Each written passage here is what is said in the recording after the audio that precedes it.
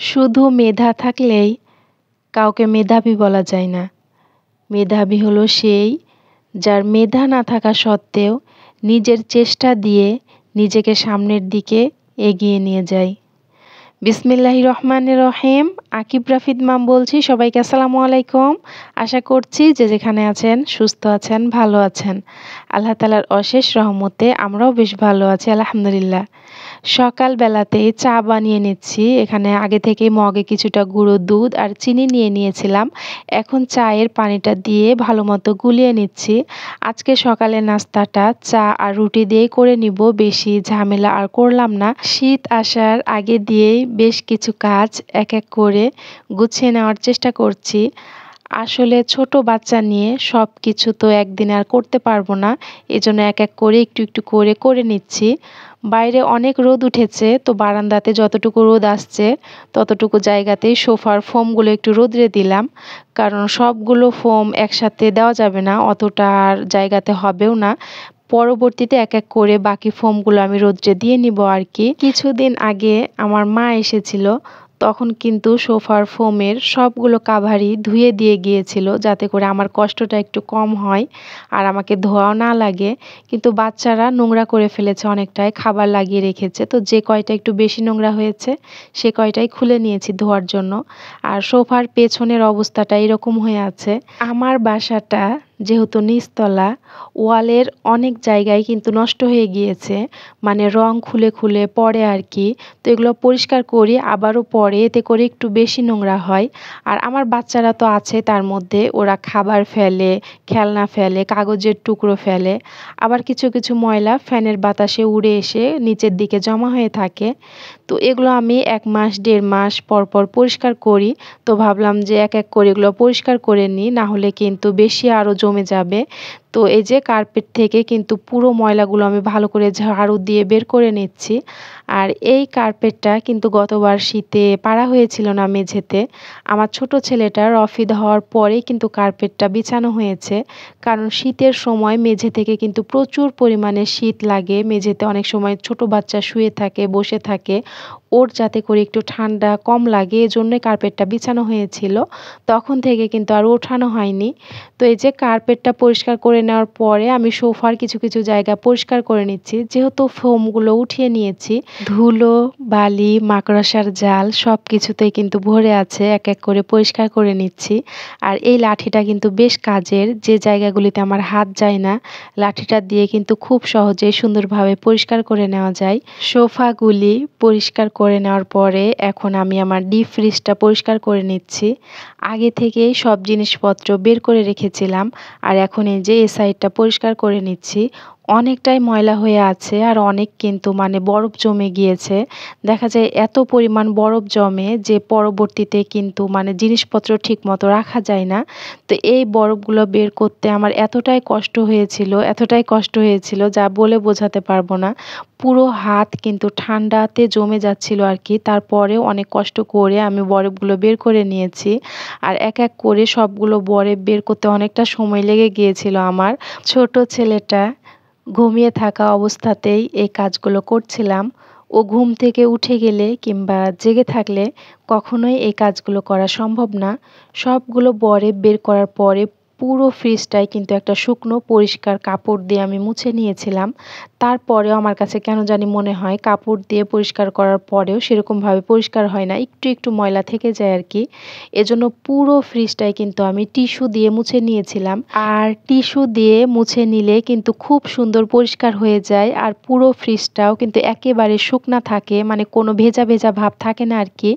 এখন সব কিছু জায়গা মতো এক এক করে গুছিয়ে নিচ্ছি। আর এই বাস্কেটগুলি কিন্তু অনেক কাজের, দেখা যায় এগুলোতে এক একটাতে আমি এক একটা জিনিস রেখে থাকি। কোনোটাতে ছোট মাছ, কোনোটাতে বড় মাছ, আবার কোনোটাতে শুটকি, কোনোটাতে গরুর গোস্ত, মুরগির গোস্ত, মানে আমার ঝামেলা হয় না পরবর্তীতে খুঁজে বের করতে। তো সব কিছু এক এক করে রেখে দিচ্ছি। আর পুরো ফ্রিজটা পরিষ্কার দেখে মনের মধ্যে একটা অন্যরকম আনন্দ কাজ করছিল। আকিবের আব্বু বাসায় আসার পরে আমি কিন্তু ফ্রিজ খুলে তাকে দেখাচ্ছিলাম যে দেখো কত সুন্দর করে ফ্রিজ পরিষ্কার করেছি। দেখে তো একেবারে নতুনের মতো লাগছে। তো সে আবার দেখে বলছে যে হ্যাঁ, মনে তো হচ্ছে এখনই ফ্রিজটা বাজার থেকে কিনে নিয়ে আসলাম, এরকমটাই বলছিল আর কি। আমি তো রাগ করে বলছিলাম যে সকাল থেকে এত কষ্ট করে সবকিছু আমি পরিষ্কার করছি, তারপরে এরকম কথাবার্তা, ভালো কোনো কথা নাই, আমি এত কাজ করে আমার কখনোই নাম হয় না।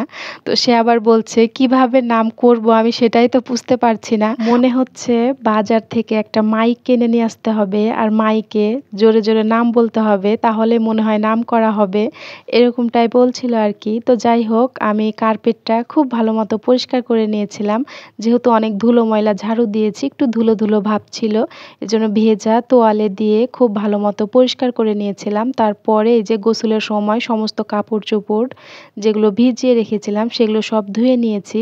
আজকে ড্রয়িং রুমের পর্দাগুলো আমি ধুয়ে দিয়েছি আর সোফার কাভারগুলো ধুয়েছি। একদিনে সব কিছু ধুয়ে দিলে শুকাবেও না আর জায়গাতেও হবে না, যেহেতু সব কিছু বারান্দাতে আমি শুকাই, সেরকমভাবে ছাদে আমার যাওয়া হয় না, এজন্য এক এক করে সব রুমের পর্দাগুলি আস্তে আস্তে ধুয়ে নিব আর কি। সমস্ত কাজ কমপ্লিট করে রান্নাঘরে আসতে অনেকটাই দেরি হয়ে গিয়েছে, এখন প্রায় 12:30 পার হয়ে গিয়েছে। তাড়াহুড়ো করে ঢেঁড়স ভাজি কেটে নিয়েছি, আজকে বেশি কিছু রান্না করব না, শুধু ঢেঁড়স ভাজি করব আর মুরগির গোস্ত রান্না করব। তো ঢেঁড়স ভাজিটা আমি ইলেকট্রিক চুলাতে বসিয়ে দিচ্ছি আর কি। আমি বেশিরভাগ রান্না ইলেকট্রিক চুলাতেই করে থাকি, আর ইলেকট্রিক চুলার উপর দিয়ে কিন্তু আমার অনেকটাই প্রেসার যায়। তো ইলেকট্রিক চুলাটা বেশ কিছুদিন ধরে একটু বিরক্ত করছিল, মানে হুটহাট করে বন্ধ হয়ে যেত, ভালোভাবে মানে প্যান হিট হতো না আর কি। তো কালকে আমি মেরামত করে নিয়ে এসেছি, এখন দেখা যাক কেমন চলে। তো ভিতরে সব কিছু চেঞ্জ করে আবারও নতুন করে সব কিছু লাগিয়ে দিয়েছে। তো এদিক দিয়ে কিন্তু আমি গ্যাসের চুলাতে মুরগির গোস্তটা বসিয়ে দিব, এজন্য সব রকমের মশলা দিয়ে দিচ্ছি।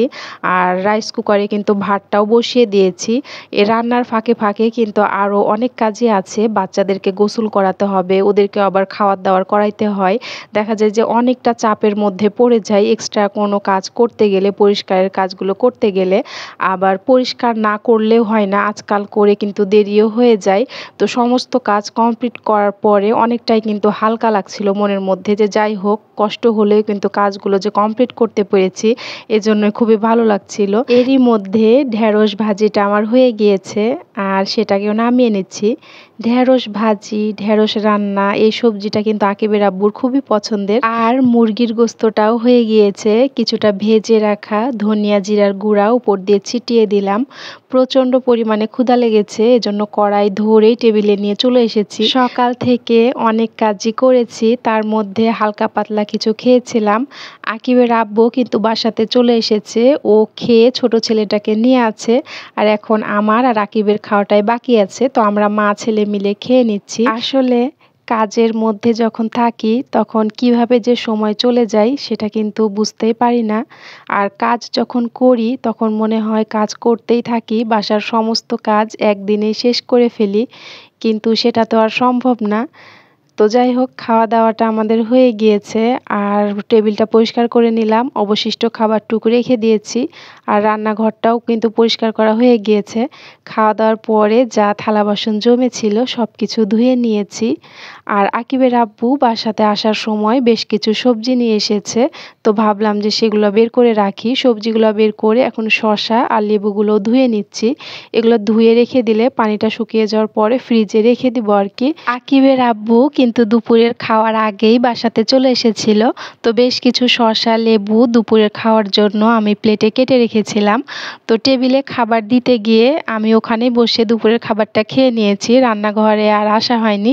আর ভুলেও গিয়েছিলাম শসা লেবু নিয়ে যেতে, পরবর্তীতে খাওয়া দাওয়ার পরে এসে দেখি যে রান্নাঘরে শসা লেবু কাটা আছে। খুবই খারাপ লাগছিল যে কেটে রেখেছি অথচ আর খাওয়া হলো না। তো অনেক সময় এরকম হয়, অনেক কিছু নিয়ে যেতে ভুলে যাই, কি আর করব, কাজের চাপে অনেক কিছু মনে থাকে না। আজকে এ পর্যন্তই। সবাই সুস্থ থাকার, ভালো থাকার চেষ্টা করবেন আর আমাদের জন্য দোয়া করবেন। দেখা হয়ে যাবে পরবর্তী কোনো ভিডিওতে। আল্লাহ হাফেজ, আসসালামু আলাইকুম।